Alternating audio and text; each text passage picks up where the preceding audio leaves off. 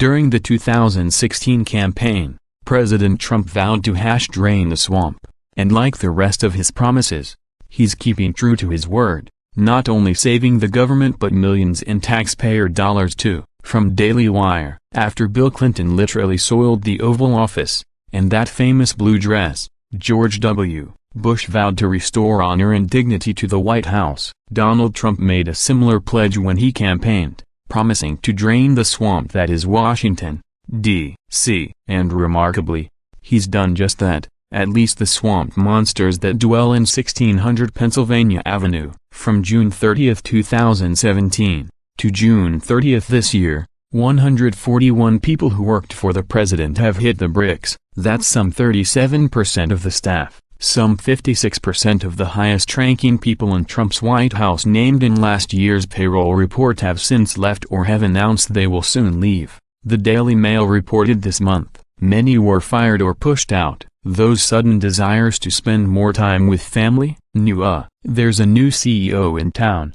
and this one not only has no problem saying, "You're fired," but the one-time star of The Apprentice reality TV show also seems to enjoy it. In Trump's White House, staffers really do work at the pleasure of the president. Displease him and, poof, you're gone. Take former communications director Anthony Scaramucci. He was hired on July 21, 2017, began work on July 25, held a disastrous press conference, made derogatory statements about fellow staffers in a late-night phone call with a journalist, and then was fired on July 31. 6 days he lasted, setting a new record. From June 30, 2017, to June 30 this year, 141 people who worked for the president have hit the bricks. Plenty of other top-level staffers have also departed, and not always of their own accord, including Chief of Staff Reince Priebus, top economic advisor Gary Cohn, Deputy Chief of Staff Rick Dearborn and Press Secretary Sean Spicer. That's a far cry from how things have been done in the past two administrations. Under Barack Obama, the despicable Attorney General Eric Holder was held in contempt by Congress, and the dishonest Secretary of State Hillary Clinton was responsible for the deaths of 4 Americans, but neither was fired. Republican administrations have been just as bad. Remember Brownie? Despite his blundering incompetence handling the aftermath of Hurricane Katrina, FEMA head Michael Brown got a glowing review from Bush, who famously said, "Brownie, you're doing a heck of a job." He wasn't, of course, but every 2 weeks taxpayers shelled out thousands of dollars to keep him in his cushy FEMA job. Why the former Judges and Stewards Commissioner for the International Arabian Horse Association ever even got appointed to the post is anyone's guess. It's a different story now. At the second highest level of commissioned White House staff, deputy assistants to the president, 43% of staffers named in the first Trump payroll report had left by this year's update, versus 15% in the equivalent time frame for the Obama White House, the Mail reported. In the third highest level,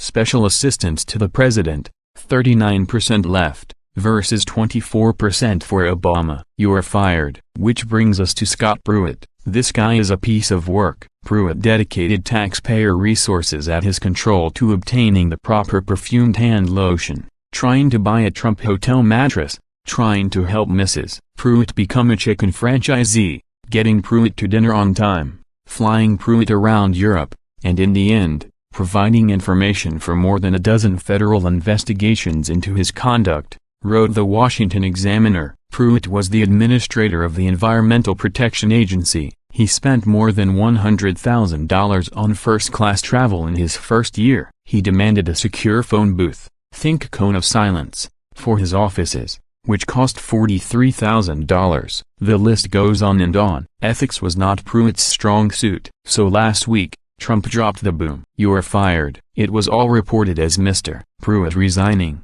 but that's not what happened. Scott Pruitt was told by the White House Chief of Staff John Kelly to resign, Bloomberg News reported. That's according to 2 people familiar with the matter, who say the former EPA chief didn't want to leave his post. During a phone call, Kelly told Pruitt that President Donald Trump wanted him to leave after revelations that the administrator's schedule has been altered to shield some meetings from public view. Pruitt was caught off guard by Kelly's call Thursday. One source says, just one day after celebrating Independence Day at the White House. So say what you want about the president, but this much is true: in Washington today, at this moment, all those posers cashing government paychecks better watch out. If Trump finds out you stink at your job, and he will, you're toast. And the American taxpayer should be very happy about that.